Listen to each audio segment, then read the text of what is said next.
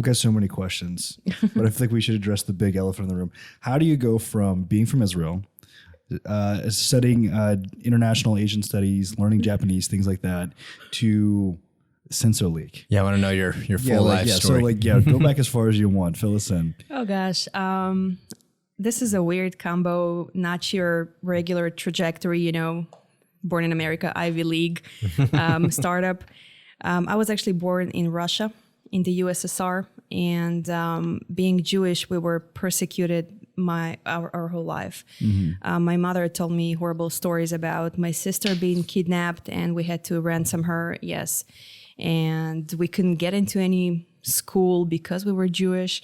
So my dad was an entrepreneur. He would just open a school for whatever my sister wanted to attend. So an art school or a ballet school, because she couldn't really get accepted. My sister is 7 years older than I am. And when I was born, actually my father died when my mom was pregnant with me. So I never got to know him. And when I was 5, my mom said, enough, we need to move to a different place. We cannot be persecuted. My girls will grow up, will not be able to even attend school, or will be, beaten up or bullied just because they're Jewish. So we moved to Israel. We relocated when I was 5 in 1990.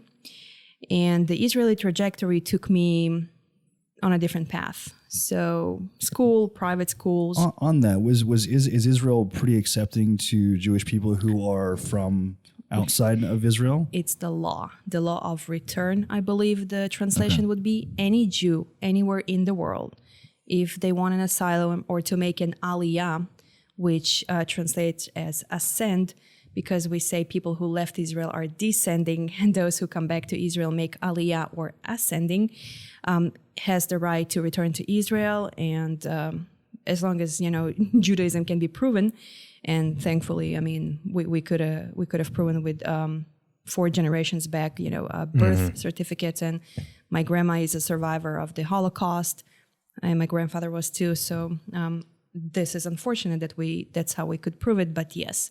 Oh wow.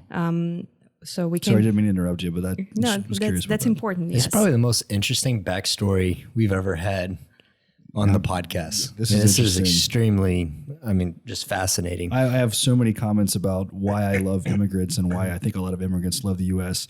And I think you're a living example of that. And there's a lot of other countries that have it a whole lot worse, being persecuted for a variety of reasons, whether, I don't know if you consider Judaism to be an ethnicity or religion or probably both.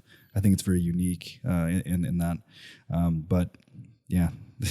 We don't have to deal with as much of that here. Yeah, you have a lot of soft Americans that take a lot of what we have for granted. So one thing that Houston deserves kudos for is the melting pot of different nations, immigrants, religions, and everything here.